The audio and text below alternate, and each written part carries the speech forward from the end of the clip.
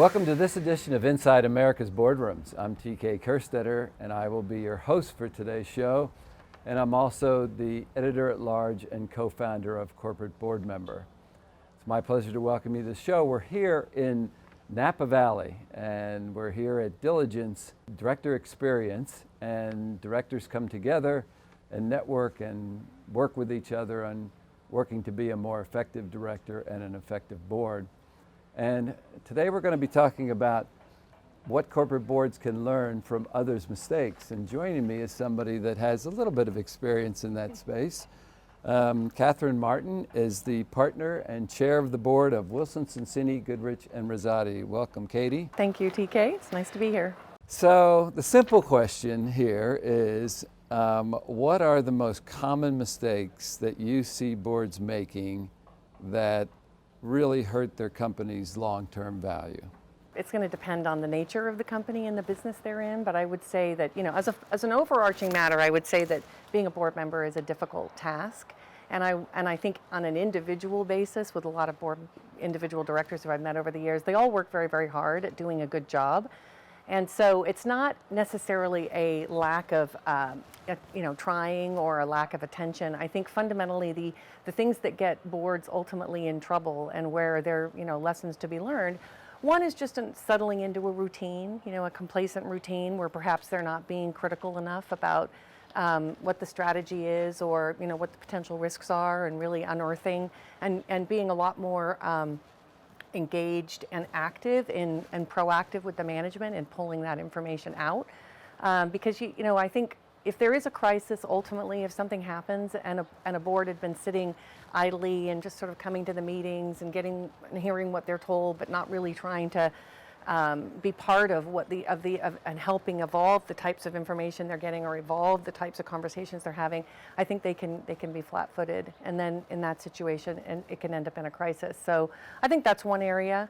I think in this day and age, cybersecurity is a big concern, and I think even the best companies with the best technology and the best advisors realize there's risk there. So I think that boards are doing what they can to educate themselves in terms of what the risks are for the individual companies they serve on, and are seeking external information to try and check what they're hearing about what their companies are doing, to see if they're best practices or if there's other things they should be doing. But I think most directors recognize if there's a big cyber attack, that could have a serious issue for the company. I think the other area is, especially in the business environment that we're in right now, is disruptive companies, disruptive technologies that are coming along, and perhaps not keeping your eye on that ball and not moving quickly enough, missing a product cycle. I mean, there's, and also transitions, for example, in software space, we've seen transitions from premise to in the cloud, and those types of cycles have an impact. It can have an impact on the revenue, it can have an impact on cash, and you have to be really transparent with your shareholders about what's happening and why. And even if you have a good plan in terms of how to get through it, it's still a nerve-wracking experience for the investors, and and companies will weather that, sometimes well and sometimes not so well, depending on how it's been handled. So I think those are probably the key areas. I mean, the one other place I guess I would just say is the talent right now is, there's a lot of job, especially in the Silicon Valley where I work, there's a lot of job opportunities, but there aren't enough people available to fill them. And I know that a lot of companies worry about, do they have the right engineers? Do they have the right talent? Do they have the right talent at the top? And so that is a constant struggle, and making sure that you have a good culture, a good environment that attracts the right people that are committed and loyal and want to stay there is a really important thing. And if boards and the CEO take their eye off that can be a risk to the company. Yeah, one of the things that strikes me, and it sort of touches all the areas that you spoke about, and from my experience, is board leadership. Because if you don't have that board leadership to deal with a lot of the issues that you're talking about, and make sure that you have the right people in the room, and have a relationship with the CEO, which is maybe the most important issue on company success, and then ultimately the right CEO. That to me is in my experience, certainly one of the the red flags, for corporations, which is also a good segue into my second question that I wanted to ask you. You had made reference to the digital transformation, cyber society transformation that we're experiencing now, and all those things.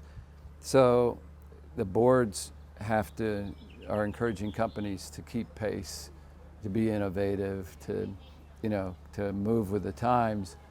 But sometimes we don't see boards doing the same.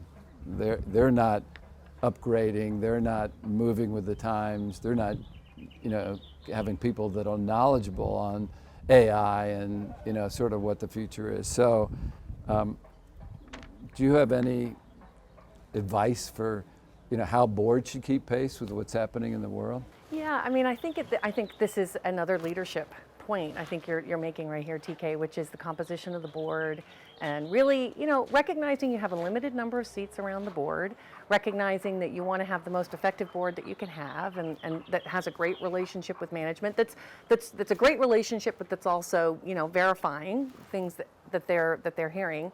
And I think that boards, because it's a great job and because it's very exciting intellectually, directors really don't want to step out of the boardroom. And so as business changes, as business evolves, as the macro environment changes, et cetera, it's all the more important that boards reflect on, what are their current needs in terms of having the best mix of directors possible.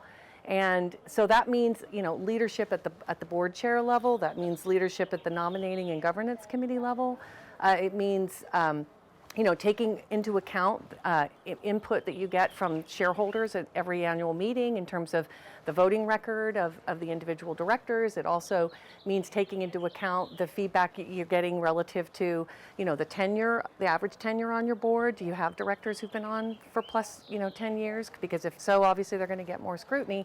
And I think, and then more importantly is, where's your business going? I mean, rather than just looking at things in a 12-month cycle, look out 3 years. I mean, the boards are charged with long-term shareholder value, right? So you want to look out 3, 4, 5 years, and where are we going? What are going to be the big risks? What do we want to be doing to prepare ourselves for that? And a lot of times those directors and the skills that those directors bring are different than the ones that are currently on the board. So you have to create a process. And I always tell boards the best way to do this is when you're not pressed to make a change at the moment, but to start having an open conversation today about how we all need to do what's in the shareholders' best interest, that we're going to continue to evaluate objectively what our board needs, which means over time we'll all be stepping off at the appropriate point, and we just need to prepare ourselves for that now, and let's come together and find the best people. So I think a lot of it is lack of communication, that boards aren't always talking with each other, they're not always being proactive about this, and I do think one of the great changes that's come out of the separation of the CEO and the chair role is when you have a separate chair, that person has a little bit more time and ability to focus on things like this, because this is a you have to manage the individual personalities on the board, and sometimes if it's the CEO, it makes it a little bit more difficult to have those difficult conversations, whereas an independent chairman can sometimes have those conversations and it doesn't affect then the relationship with the CEO. So I think a lot of this is just good planning, and you also have to recognize that these changes don't ideally come overnight. You really want to plan to transition the board over time so that you have a mix of experienced directors, people who really know the company well and who understand the business, and then and who will rotate over time, but then you're also bringing in a mix of new directors who have new skills that are relevant to where the business is headed. Well, I always thought it was interesting that your firm always seems to be positioned for the future, because you're looking at all the startups that are happening in Silicon Valley.